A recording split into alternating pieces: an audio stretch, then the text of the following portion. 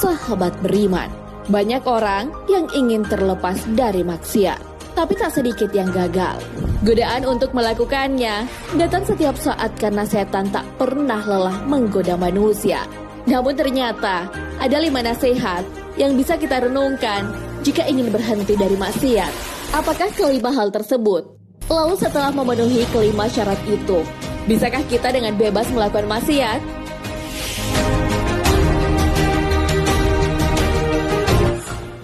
Seorang laki-laki pernah menghadap kepada Ibrahim bin Adham.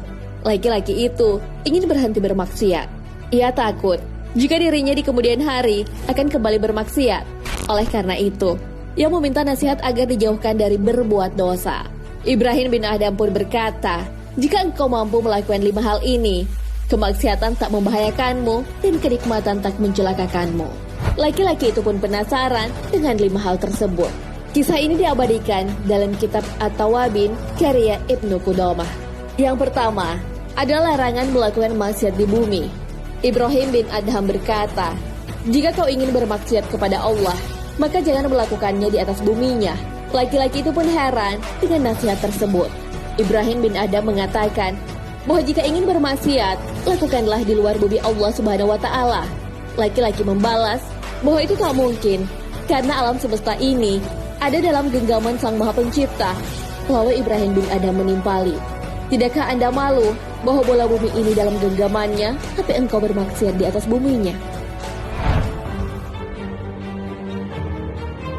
Nasihat yang kedua adalah jangan memakan rezeki dari Allah Subhanahu wa Ta'ala. Ibrahim bin Adham berkata, "Jika kamu ingin bermaksiat kepadanya, maka janganlah engkau memakan rezekinya." Mendengar hal itu, laki-laki pun itu bingung. Karena semua rezeki itu sumbernya dari Allah Subhanahu wa Ta'ala. Tentu, ia tak akan bisa hidup tanpa memakan rezeki darinya. Ibrahim bin Adham kemudian berkata, "Kalau begitu, tidakkah kamu malu memakan rezekinya, sementara kau bermaksud kepadanya?" Yang ketiga, carilah tempat yang tak bisa dijangkau oleh Allah Subhanahu wa Ta'ala. Jika masih mengabaikan kedua nasihat sebelumnya, Ibrahim bin Adham pun menegaskan, "Jika kamu bersikeras untuk bermaksiat kepada Allah, maka bermaksiatlah di suatu tempat yang Dia tak akan melihatmu." Laki-laki itu pun berkata, "Tidak mungkin Allah melihat segala sesuatunya yang tersembunyi." Keempat, jangan ikut ketika malaikat maut datang menjemput.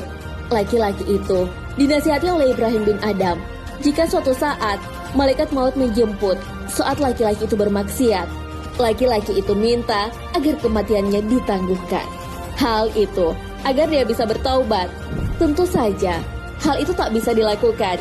Allah Subhanahu wa Ta'ala sudah jelas menerangkan bahwa kematian tak dapat ditunda.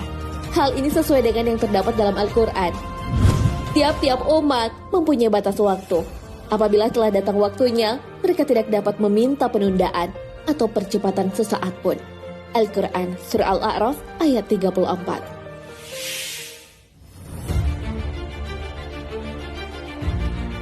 Ibrahim bin Adham pun berkata, "Jika engkau telah menyadari hal itu, lantas mengapa engkau masih mengharap keselamatan?"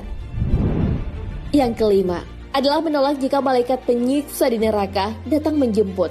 Ibrahim bin Adham berkata, "Apabila malaikat Zabaniyah mendatangimu untuk menyeretmu ke neraka jahanam, maka janganlah engkau ikut mereka." Laki-laki itu tahu bahwa hal itu mustahil dilakukan. Malaikat itu tak akan mendengarkannya.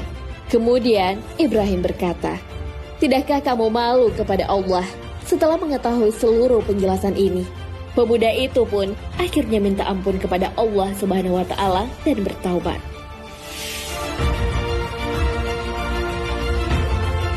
Nah, sahabat beriman, itulah 5 nasihat agar terhindar dari maksiat. Kelima hal itu menegaskan bahwa tak ada tempat untuk melakukan maksiat. Bumi ini adalah miliknya. Rezeki yang ada adalah pemberiannya. Semua hal yang ada di semesta ini berada dalam pengawasannya. Malaikat-malaikat hanya patuh terhadap perintahnya. Tak ada jalan untuk melakukan maksiat. Semuanya ada dalam kekuasaan Allah Subhanahu wa Ta'ala. Tanda-tanda kekuasaan itu terdapat di bumi, termasuk pada diri manusia. Hal ini sesuai firman-Nya, "Dan pada penciptaan kamu dan pada binatang-binatang yang melata yang bertebaran di muka bumi, terdapat tanda-tanda kekuasaan Allah untuk kaum yang meyakini." Al-Quran Surah Al-Jathiyah ayat 4. Wallahu a'lam bishawab.